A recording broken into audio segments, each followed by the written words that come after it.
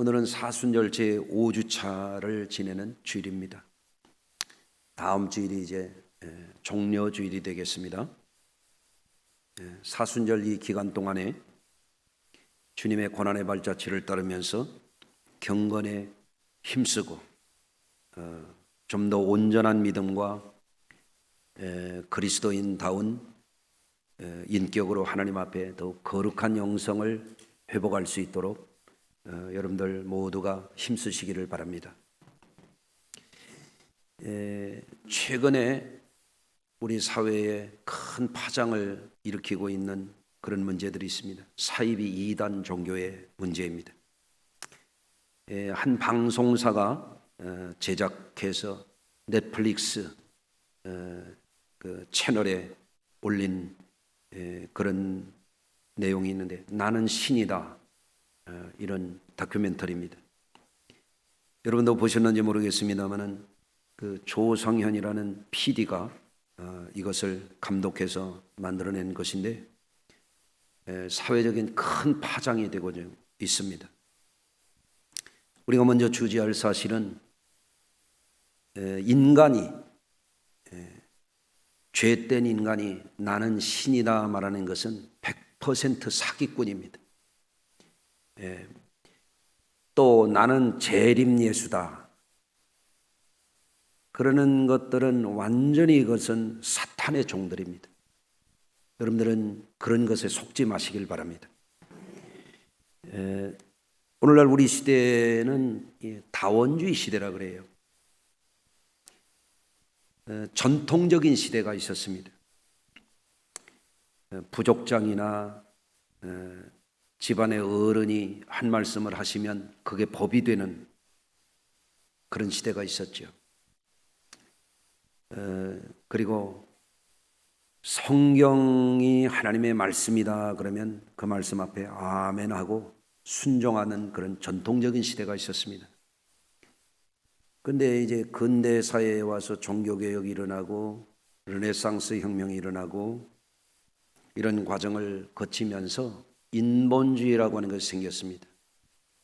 신을 부정하고 사람의 이성과 합리주의 그리고 자유를 외쳤습니다. 인간의 운명은 인간 스스로 역사적인 주체가 되어서 자유롭게 살아갈 권리가 있다, 이런 것을 주장했던 것이 소위 말하는 모더니즘, 근대주의라고 하는 겁니다. 근데 오늘날은 그것을 더 지나서 포스트 모더니즘의 시대라 그럽니다. 지금 이 시대의 사람들은 어떤 것을 주장하냐면 전통적인 권위도 부정하고 어떤 집단적인 하부에 의한 것도 부정하고 내 인생은 나의 것이니 내가 결정한 것이다. 내 뜻대로 내 마음대로 내가 정의하고 내가 선택한 삶을 내 스스로 살아갈 테니까 간섭하지 말라, 이런 주의입니다. 부모님도 나한테 이러라 저러라 하지 마십시오. 내가 결정합니다. 목사님도 설교나 하십시오. 내가 알아서 합니다. 이런 식입니다. 이게 포스트 모더니즘 시대의 인본주의, 세속주의의 흐름입니다. 여러분들도 아마 그런 경험을 하신 분들이 계실지 몰라요. 야, 교회 가자. 신앙생활 열심히 해야지. 내가 알아서 할게요. 나한테 이래라 저래라 하지 마세요. 종교의 자유가 있잖아요. 내 마음대로 할 거예요. 뭐 이런 것은 요즘에 아주 흔한 일입니다. 흔한 일. 요즘에 아이들이 부모 말 안 듣습니다. 그런 시대가 되고 있죠. 선생님 권위 무너진 건 옛날 얘기입니다. 그런 시대가 됐습니다. 그러다 보니까 이제 어떻게 되느냐, 신앙도 그런 데 물드는 거예요. 신앙인들도 그런 포스트 모더니즘의 극단적인 인본주의에 빠지는 겁니다. 그 성경 말씀 읽지만 성경대로 안 삽니다. 설교 듣지만 소용없습니다. 네. 내가 주가 됐습니다. 내 마음대로, 내 뜻대로, 내 의지대로, 내 스타일대로, 내 고집대로, 내가 좋은 대로 내가 살아가겠다. 이런 주의가 교회 안에까지 이렇게 많이 물들어 있습니다. 이런 틈을 타고 이단들이, 사이비 종교가 판을 치는 거예요. 왜 사이비인지 왜 이단인지 성경적인 권위만 하나만 제대로 배워도 그런데 빠지질 않거든요. 네. 그런데 지금은 혼란한 시대니까, 심지어는 그 사이비 이단이 말하는 것을 제가 영상에서 조금 봤는데, 신이 저한테 명령했대요. 너하고 동침하라고. 아니, 그런 말에 넘어가는 사람들은 도대체가 제정신이 있는 사람일까요? 아니, 성경을 한 번만 읽어봐도 간음하지 말라. 여러분 들어보셨죠? 한번 따라서 해보세요. 간음하지 말라. 이게 하나님의 법이야. 근데 하나님이 이 법을 주셨는데 하나님이 그걸 뒤집었단 말이에요.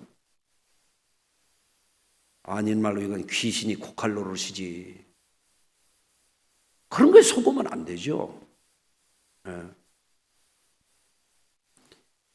그러니까 가치관이 혼란이 되고 정상적인 권위가 무너지고 법도가 사라지고 내가 신인 세상이 되니까 이 교주가, 인간 아무개가 나는 신이라고 그러는 거예요.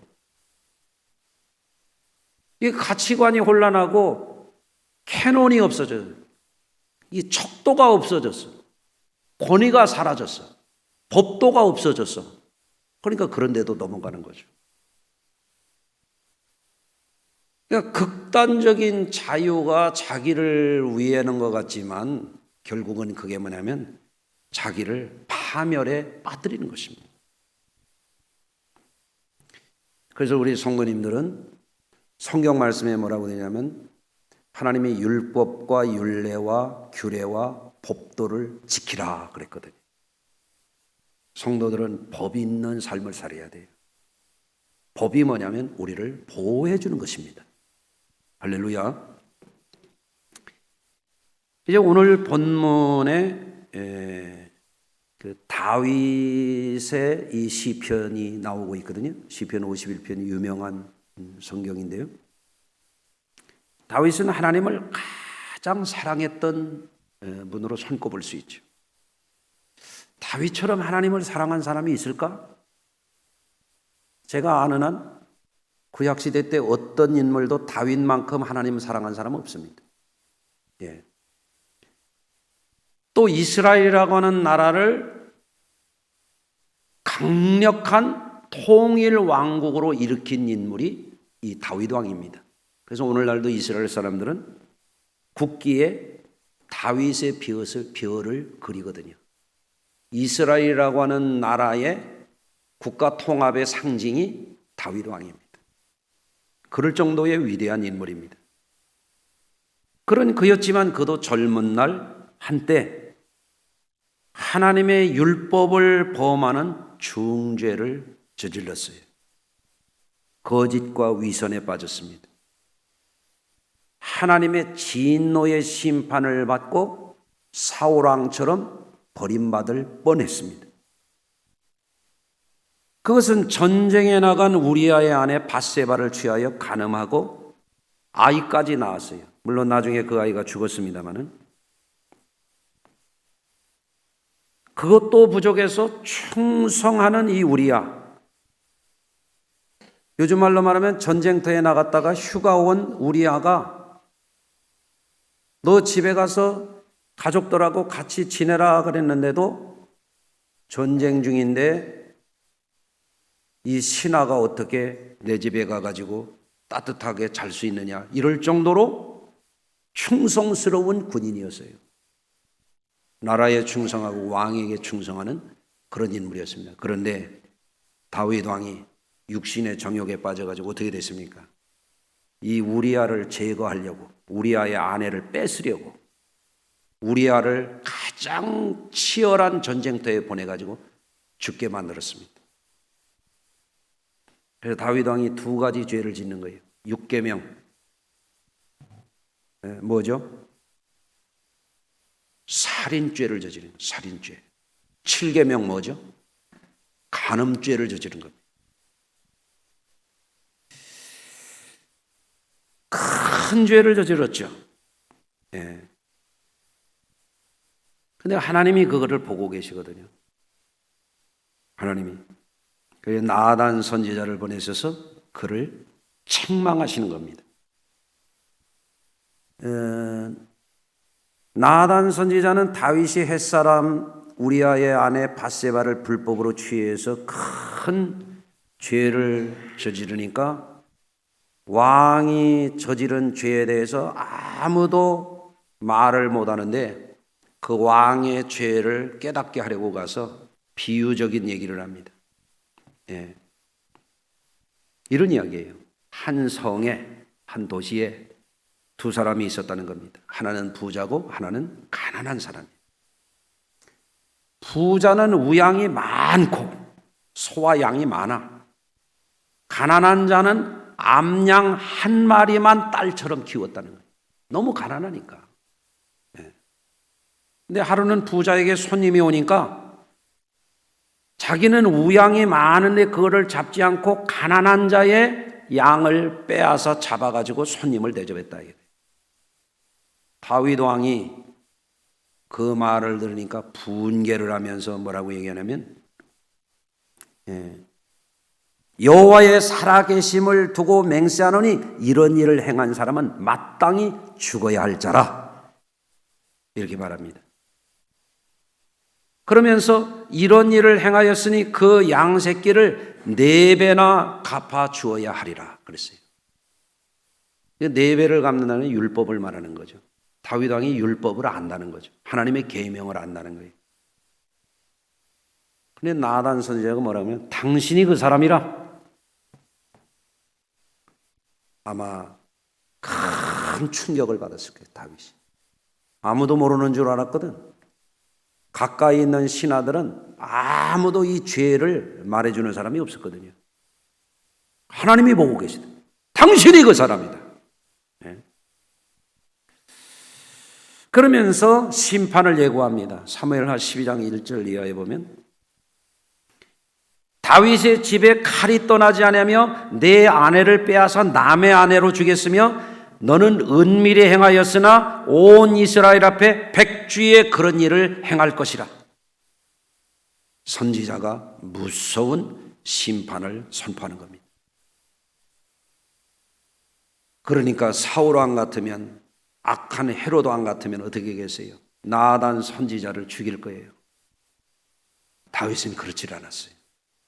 다윗이 정직하게 인정했습니다. 내가 여호와께 죄를 범하였노라. 다윗이 즉시 회개했습니다. 아니, 우리아한테 죄를 짓고 밧세바한테 죄를 지은 거 아니에요? 그런데 다윗의 고백은 뭐예요? 내가 여호와 앞에 죄를 범하였노라. 왜 그럴까요? 다윗 왕은 기름 부음을 받은 자예요. 하나님의 사람이에요. 이스라엘 백성의 목자예요.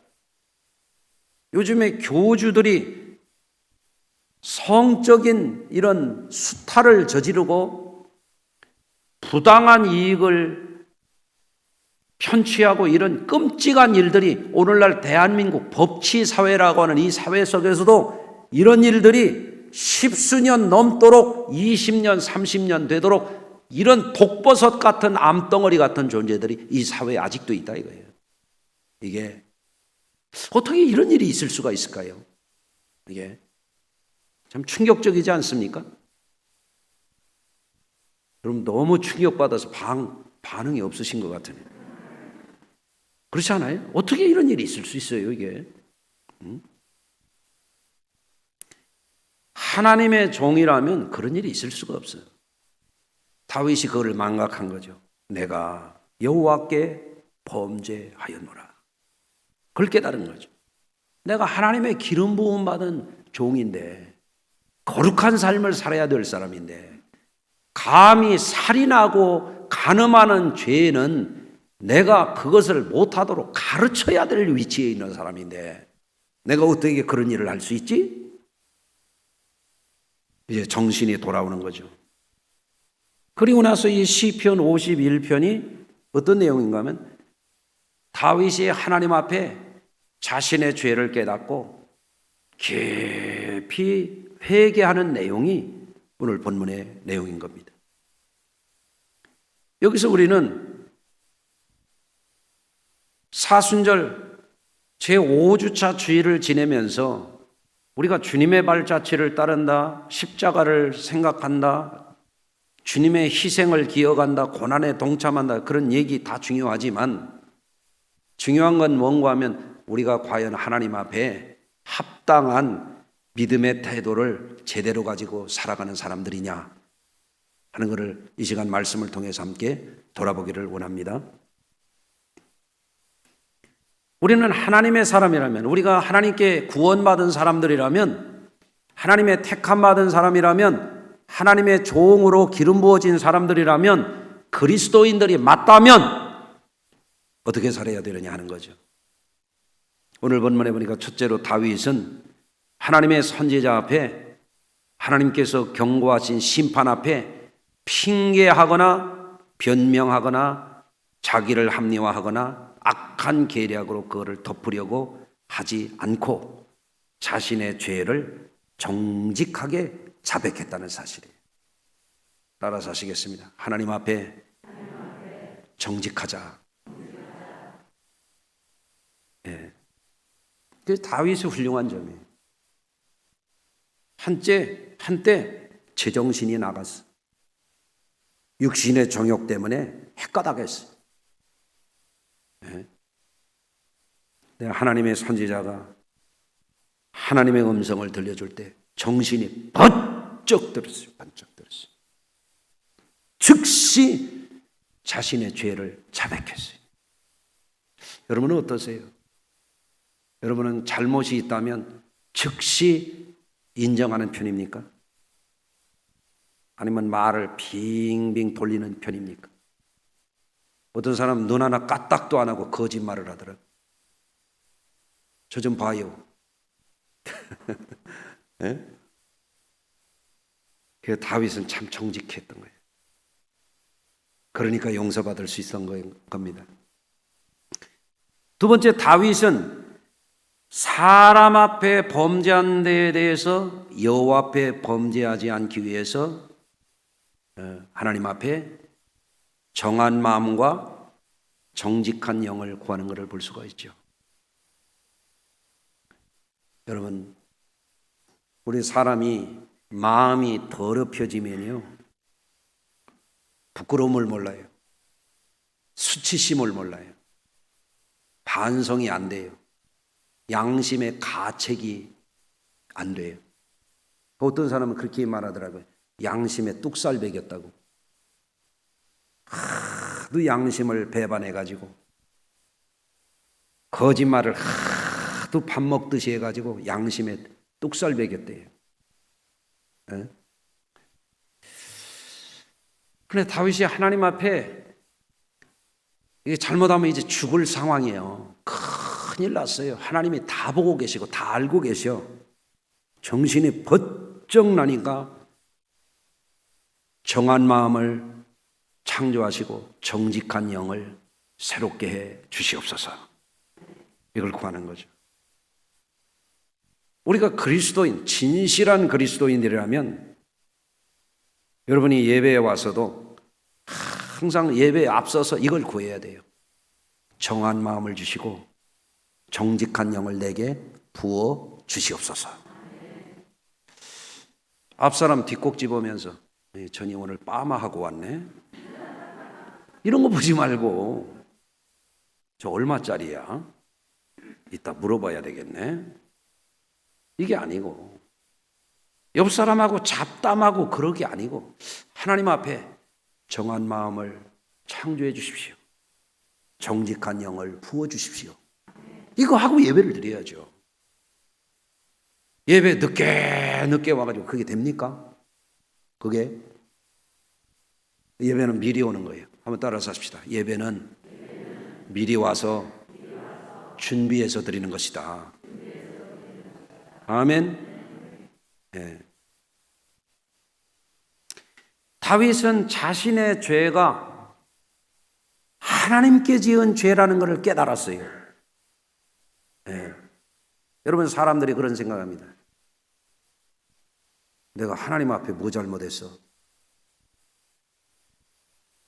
가족에게 잘못해놓고, 주변 사람들에게 잘못해놓고, 사람에게만 그랬다고 생각하는 거죠. 천만의 말씀입니다. 다윗은 하나님 앞에 이스라엘의 왕으로 기름 부음을 받았지만 여러분은 아셔야 돼요. 여러분은 그리스도인으로 기름 부음 받은 사람들이에요. 그리스도라고 하는 말 자체가 기름 부음을 받았다는 뜻이에요. 더군다나 교회 직분자들 여러분은 그 직분으로 기름 부음 받은 사람들이에요. 다윗은 왕으로 기름 부음 받았다면 여러분은 장로와 권사와 집사로 교회 일꾼으로 기름 부음 받은 분들입니다. 그걸 아십니까? 그 속으로 아십니까? 여러분도 회개하셔야 돼요. 내가 여호와께 범죄하였나이다. 이런 각성이 있어야 돼요. 이런 각성. 다윗은 자신이 사람에게 악행을 사람에게만 한 게 아니라 사람에게만 죄를 지은 게 아니라 하나님 앞에 죄를 지었다.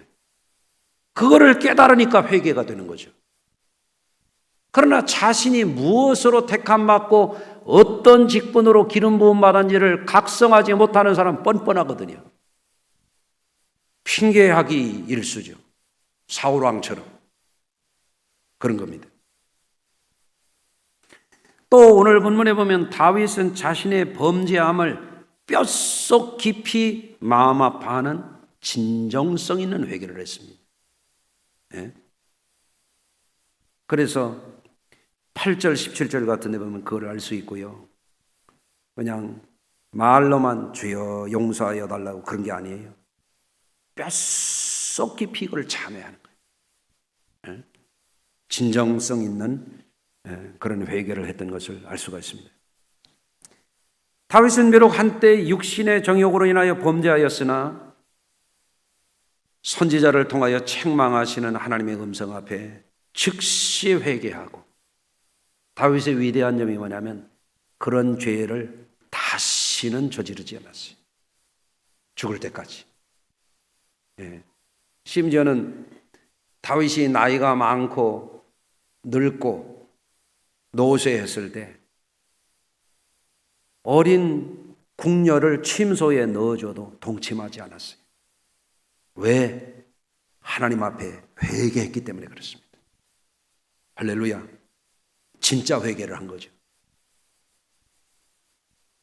오늘날 큰 죄든 작은 죄든 하나님 앞에 죄 없는 사람은 없습니다.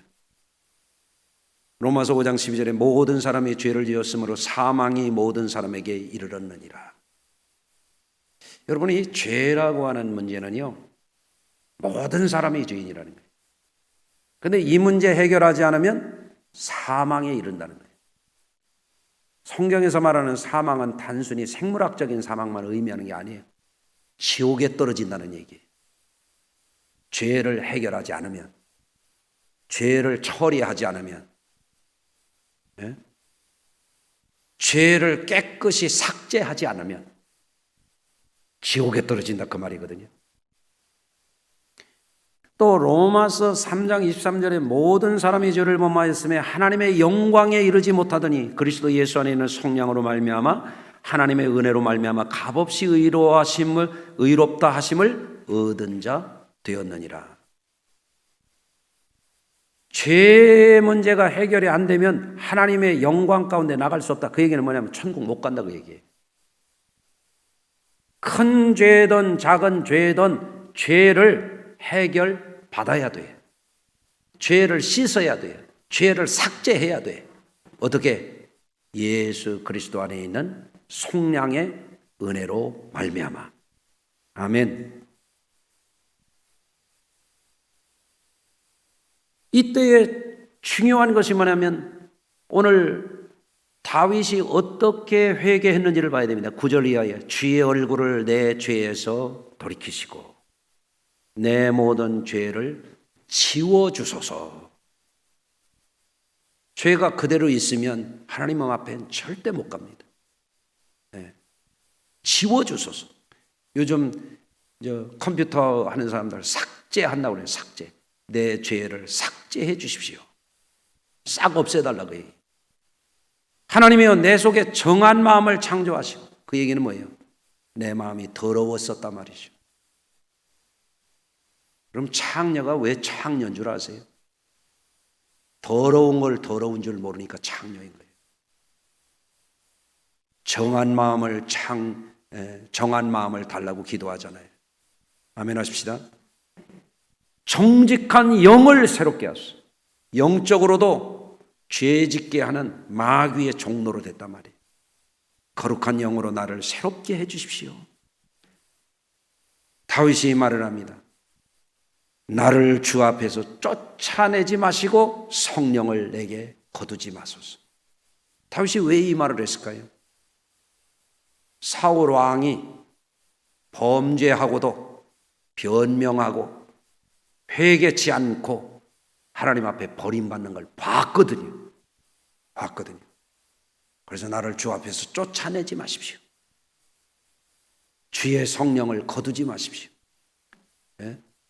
엘리 제사장의 며느리가 하나님의 성령이 떠나가니까 이가봇하고 죽었잖아요.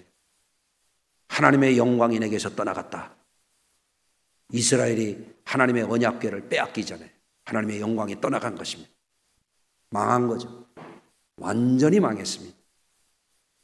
그래서 다윗이 그걸 아니까 나를 주 앞에서 쫓아내지 마시고 주의 성령을 내게서 거두지 마소서. 주의 성령이 떠나가면 마귀 역사하죠. 그때의 악한 죄악의 종로로 타고 요새 사이비 교주들처럼 되는 거죠. 그래서 우리가 다윗에게서 배우게 되는 것은 죄를 사해달라고 하는 간절한 기도를 했다는 사실이에요. 여러분, 죄가 있는 분들은 죄를 절대 가볍게 취급하면 안 됩니다. 그럼 용서받지 못합니다. 오늘 시편 51편을 통해서 우리가 잘 배울 수 있으면 축복이 될 줄로 믿습니다. 또한 우리가 늘 그리스도인들은 이 다윗에게서 배울 수 있는 게 뭐냐면 정한 마음과 정직한 영을 늘 구하고 살아야 돼요.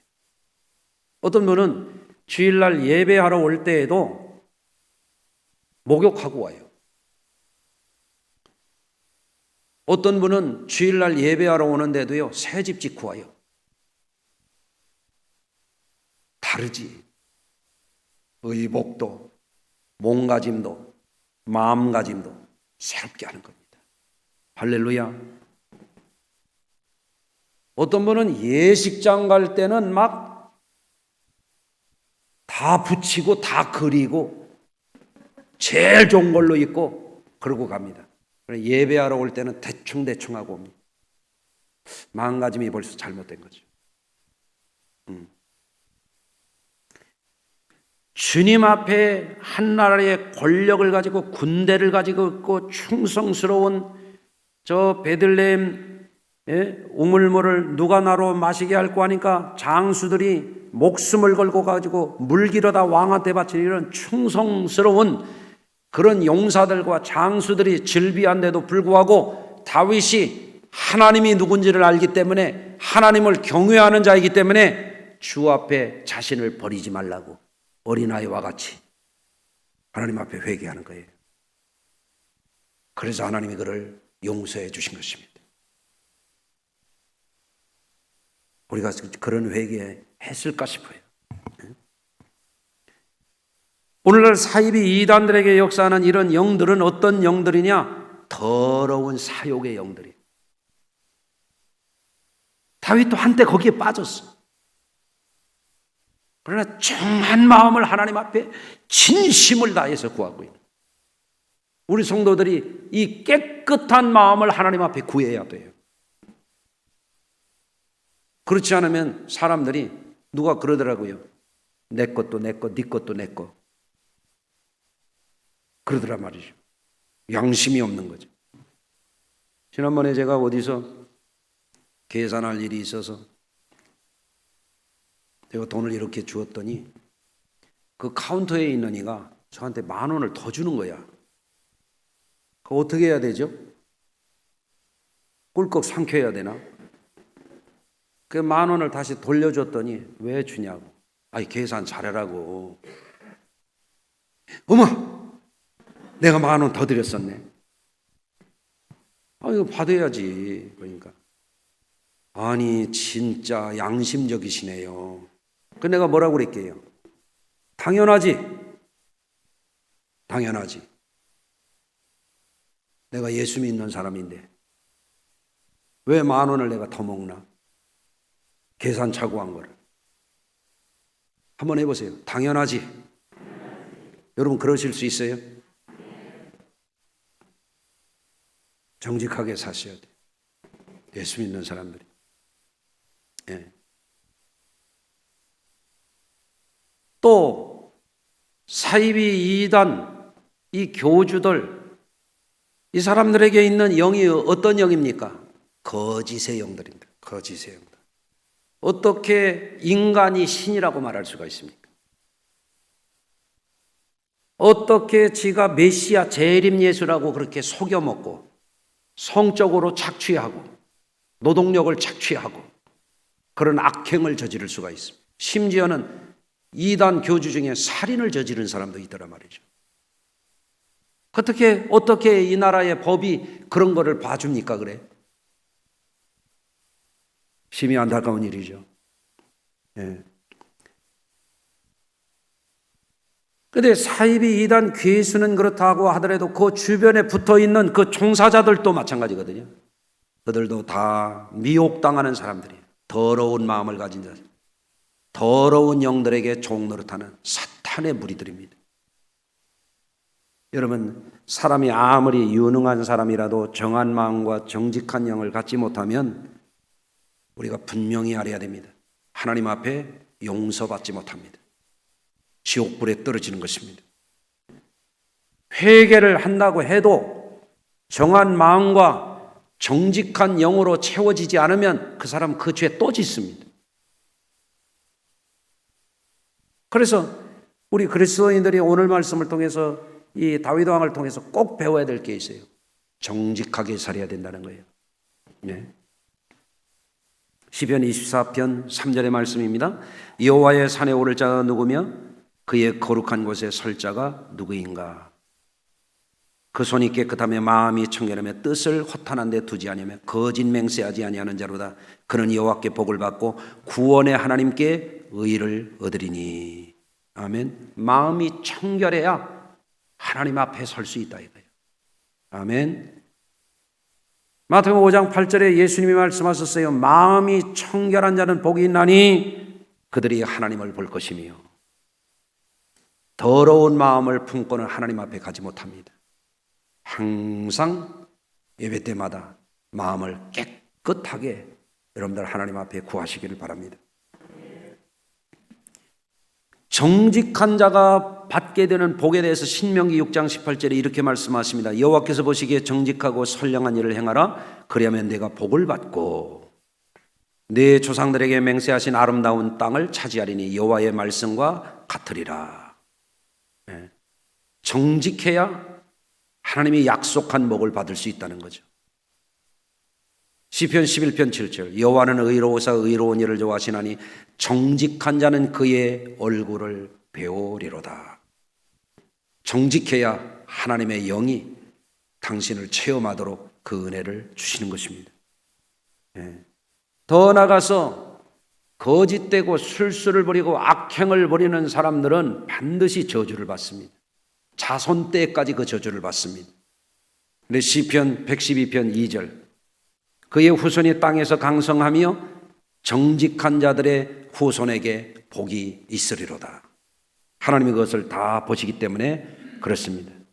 그래서 오늘 제가 이런 말씀을 드리는 것은 또 오늘날 이렇게 이단 문제, 사이비 교주들의 문제가 이슈화되는데 그 사람들이 전부 예수를 팔아먹어요.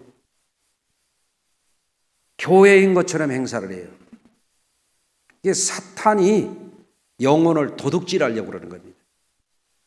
여러분, 교회는 하나님의 공의에 바로 서야 되고 그리스도인들은 어디 가서나 너희는 세상의 빛과 소금이라고 하는 것을 절대 잊어버리면 안 됩니다. 아멘. 또 이렇게 일부의 이런 괴상한 이런 사이비 이단 집단들이 이런 일을 하니까 일반 사회에서는 그걸 싸잡아서 또 거룩한 교회를 손상하고 비난하고 그런 악한 사람들이 또 있거든요. 그런 사람들에게 우리는 그렇지 않다. 우리는 정직하게 정한 마음을 추구하고 거룩한 영을 추구하는 사람들이다 하는 것을 우리가 자신 있게 말해줄 수 있어야 될 줄로 믿습니다. 그러려면 우리 자신이 하나님 앞에 정직해야 되잖아요. 네?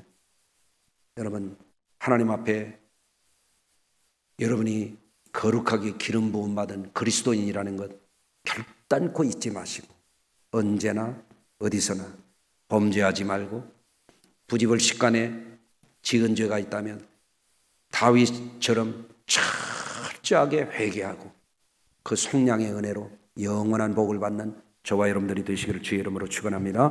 네, 기도하겠습니다. 하나님 아버지, 오늘도 우리가 예배를 드리는 것은 땅에 소망이 있는 것이 아니요 하나님께 소망이 있기 때문에 예배하는 줄로 믿습니다. 우리의 자랑은 하늘나라에 있는 줄로 믿습니다.